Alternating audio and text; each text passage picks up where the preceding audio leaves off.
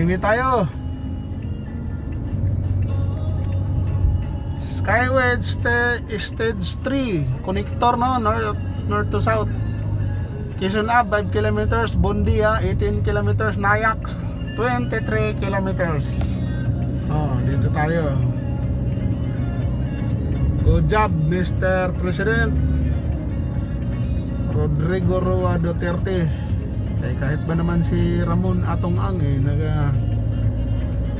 nagpapasalamat ho sa inyo. Gawa ng mabilis daw ho yung dito la dati yung mga nakaraang administrasyon. Ito project na ito kay Gloria pa ito hindi tinuloy ni Panot. Siguro may ambag naman si Panot dito, mga yung pagharang siguro. Yun ang ambag niya. Or isang poste. Wala, yun ang ambag ni Panot, isang poste. Pero wala talaga wala siguro na yung ambag Buti na upo si Digong, tinuloy lahat kasi kung anong mga magandang proyekto para sa kabubuti naman ng lahat, pinagpatuloy naman ng ating mahal na Pangulo. Ay ito ay napakaluwag. Wala na yung magtiyaga ka doon sa EDSA na bumper to bumper ikang mga Ilocano, babayan natin mga Ilocano. Skyway kitang kita naman ang kaluwagan. Ayala Mall dati nasa baba ka lang yan, sa sobrang traffic tiyagain mo yan. Kita nyo. At tayo i-exit ng Nayac. Napakabilis ng biyahe laang ilang minuto laang umakyat tayo ng Terminal 3, bumaba tayo ng Balintawak kasi pa lang limited pa lang yung exit. So from Nayac, yung mga una-unang mga exit doon andun pa rin, pero yung mga bago sumunod doon sa Bundia ay Quirino, meron na, pero kasunod ng Quirino, Quezon Ave na.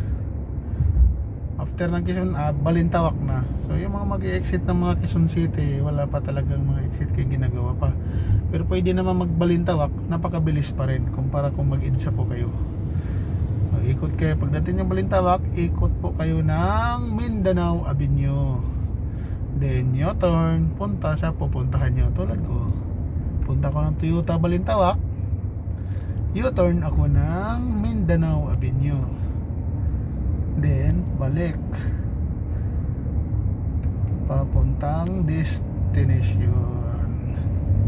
So ito na ikot-ikot lang. Napakaganda. Salamat mahal na Pangulong Duterte. Ika nga nila ba't daw magpapasalamat sa Pangulo? Pira naman ito ng taong bayan. Oo nga pira nga ng taong bayan. Ngunit hindi naman ito magagawa kung hindi sino pinagpatuloy ni Duterte at sinusuportahan niya yung project. Doon ikot doon sa kabila may mga gumagawa pa, di pa talaga siya 100%. Wala pang bayad ito, libre pa sa lahat ng mga gustong dumaan din libre pa din pwede pa kayong dumaan din wala pang bayad. Kahit naman magbayad, hindi na kayo dumaan kasi nga hindi pa ba kayo nagsawa sa traffic doon sa EDSA o sa baba. Sulit naman ang ibabayad nyo po dito. Gawa ng napakabilis. Kaso nga lang, mayroon pa rin yung minimum and maximum speed. Sa ngayon yata nasa 60 lang. 60 per hour ang takbo rito. May nanghuhuli. Akala ko mahuli ako naka 100 ako, pero chimpo lang. Mata lang din San Miguel, napakabuti yung maganda yung San Miguel kumpara mo sa MPC. San Miguel, yung mga toll gates nila madiling ano eh. Parang high-tech ika nga yung mga kamera. Kumpara mo naman sa Easy Trip ng Inlex, Cavitex ay mahirap no, matagal magbukas. Di gaya ng sa San Miguel SMC Corporation, nadiditik ka agad, nag-open yung barrier. Kanya nga sa ngayon eh, ang laging pinuputakti ng problema itong Easy Trip ng Inlex, Cavitex at EasyTex. Yun kanila ho yan. Ito tuloy-tuloy lang itong takbong ito. Siguro itong area na to nasa ano na ito, Quezon City pa rin to eh. Pero mga ito tanaw ko na Quezon Avenue, nasa top pa. Yung baba natin ano, Araneta Avenue. Yan. Itong baba natin Araneta Avenue ito. May crossing dyan kasi itong sanctuaryo Quezon Avenue sa baba. Kung doon tayo sa ilalim, baka nandun pa ako ngayon sa may, kasi galing akong Toyota Balintawak. Kung wala ito, malamang kung nag-EDSA ako ay doon pa siguro ako sa may SM North. Kung siniswerte ng kaunti kasi sobrang traffic po talaga doon eh. Yan, tutor ko kayo. Magano na lang.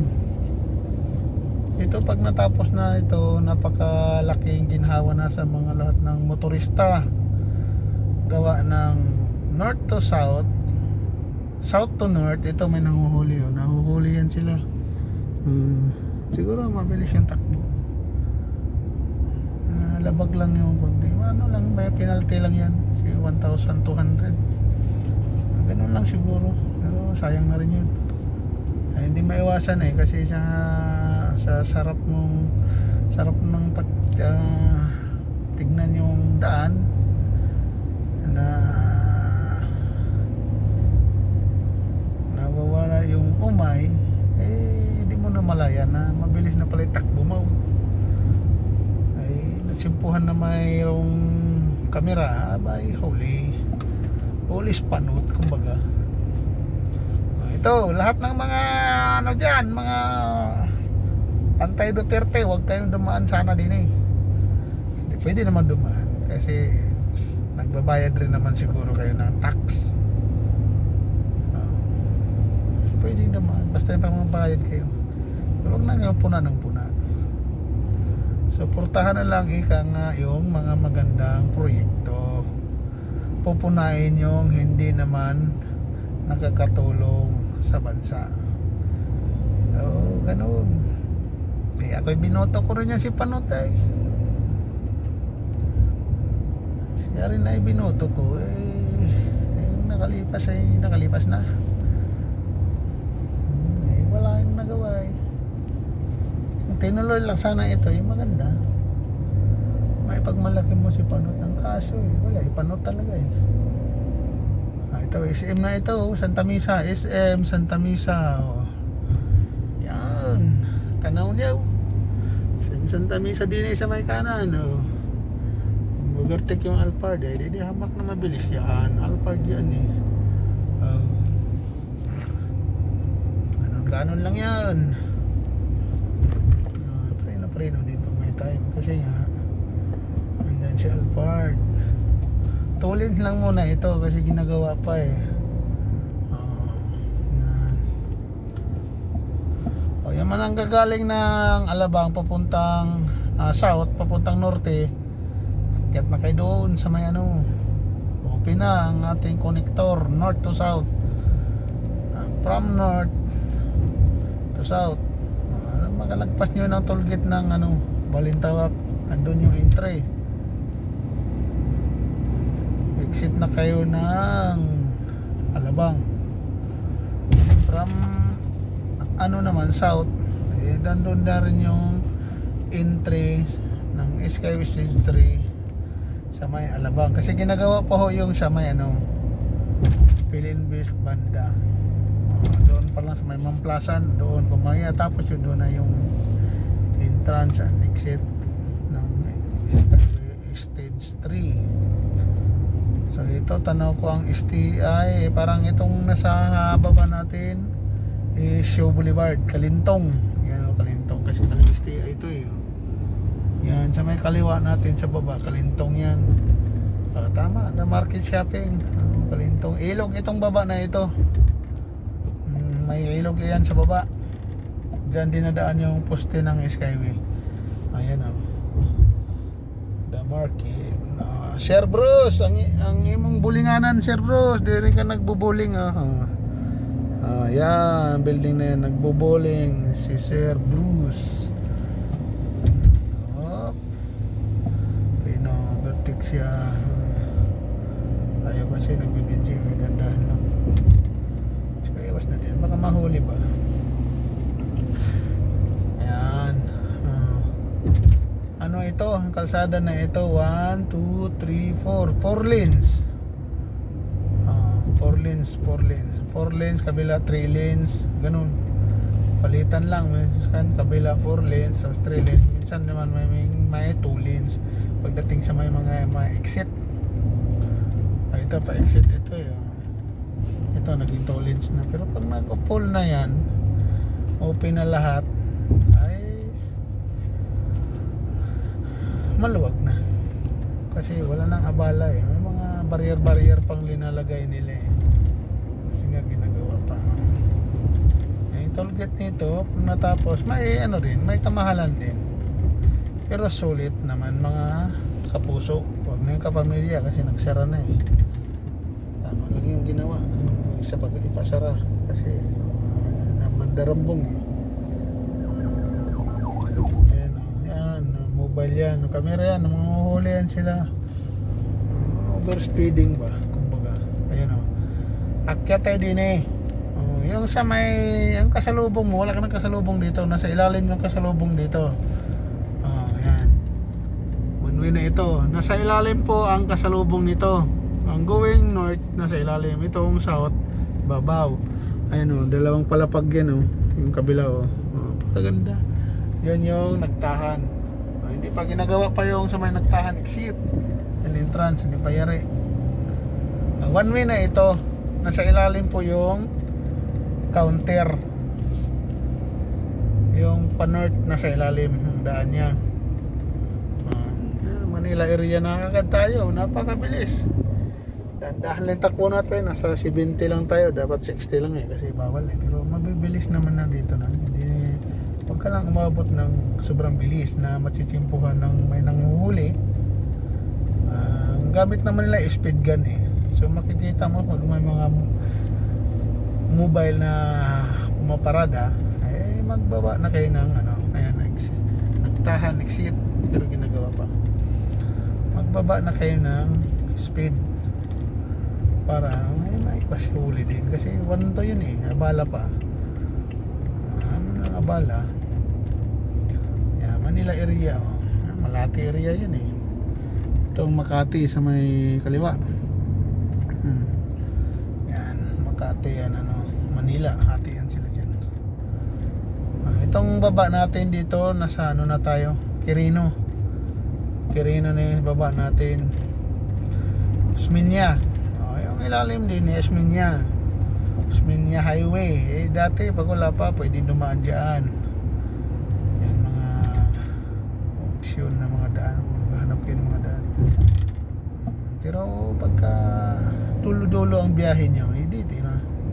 Kahit sabihin may bayad, ay napakalaking kaluwagan sa ating daan. Dati pagka na-traffic na tayo sa baba eh, mainit ang ulo kasi napaka-traffic. Ngayong mayroon ng expressway sa taas, Skyway ika nga, magbabayad na lang ng toll gate nang sa gayoy exit, nang sa gayon ay maiwasan yung traffic sa baba at di mag-init ang ulo ni Manoy. Si Panot dito, dadaan kayo si Panot dito, no? Exit Bundia, 500 meters Bundia. May exit ang Bundia. Dati naman may exit eh, nung hindi pa nag-connect ito. Nag-connect na, meron pa rin. So, ang bilis. Kailangan ano lang, mga ilang minutes lang tayo. Mabagal ang takbo natin, hindi ganun kabilis kasi nga bawal pa. At bawal talaga. Kahit matapos na ito, meron lang itong itinatakdang bilis at bagal. Hindi ka man tatakbong sobrang napakabilis kasi 60 lang ang nakalagay, oh. 60. Pero dapat siguro taas-taasan ng kaunti. 60 ang maximum. So, ang minimum niyan siguro mga 30 siguro. 30 ang minimum, maximum 60. Ayan, Makati, oh, Bundia. Yan, 10 kilometers ng Bikutan, sukat 13, Alabang 16. Napakabilis. Ito na yung Bundia kasi yan na yung Cash and Carry. Yan, Cash and Carry. Okay. Dati meron na ito kaya enjoy na. Dati naman hanggang dito eh. SM Hypermart to. Yan, sa bandang kanan. Sa Makati pa rin tayo. Osmeña yung baba.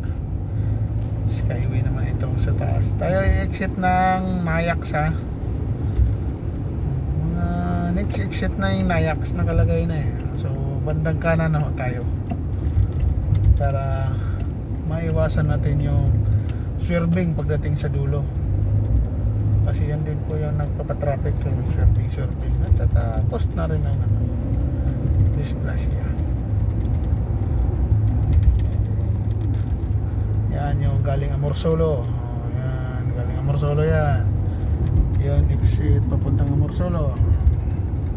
Ito na yung Evangelista banda sa baba. Evangelista yan dyan, area na yan. Ito sa kaliwa, Makati. Evangelista is Makati pa rin naman. Ito yung building na nagsara, gawa nung nag-leak yung, kung naalala nyo, yung nag-leak yung pipeline ng gas. Nagsara yan. So may guhit na namang yellow. Gawing kanan naman ulit tayo. Ready to exit Nayax. Ayan yung guhit, exit Nayax to Nayax, keep right nakalagay. Prigo, IDSA na yung ano. Ayun na yung IDSA sa baba. Ayun yung manok na pula, manok na puti pala. Ayan, Prigo, yung baba niyan IDSA. Ayan o, IDSA, MRT. Ayan ang MRT, IDSA. Ayan. Ayun. Tanaw, daming matatanaw. So pagka mga first time kayong dadaan dito, mag-i-enjoy kayo. Ako nga eh, first time din eh, kaya enjoy din. Actually second time na, pero ano, exit kami no ng Quezon Ave. Ito, dulo-dulo. Subukan ko na. Napakabilis. Kumuha lang ako ng ano, plaka ng sasakyan. Balikan lang ito. Try natin mag-skyway. Hindi lang ito try. Hindi talagang sinusubukan natin talagang ano. Kasi kung mag-ilalim ka, wala ngang bayad. Zero, abala.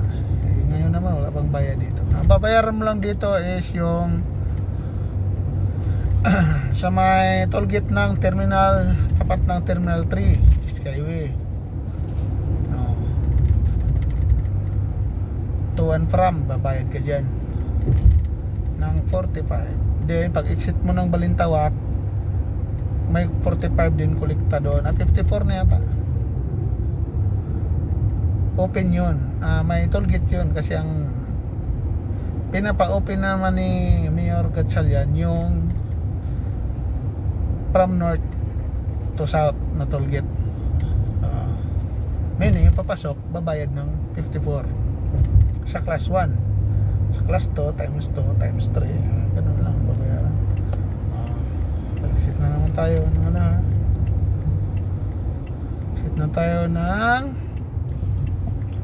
Terminal 3 Nayax.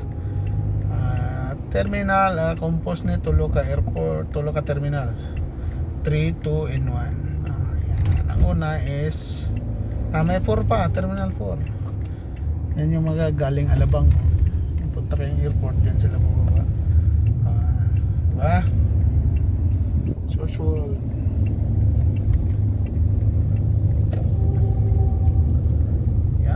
Yan ang Newport City. Bandang kaliwa mga harang na blue, Villamor Airport, airbase ng ating Himpapawid. Lakas Himpapawid. Nene exit na yan, Pastro Tolgate. Dito na tagad tayo sa Nayax Terminal 3 area and Resorts World. Newport City, Terminal 3 and 4. Exit ka dyan. Pag dyan ka lang sa Terminal 3 and 4. Yan, exit. Basa-basa din pag may time nang di maligaw. Yan, kung hindi kaya magbasa, doon ang exit na naman sa Terminal 2.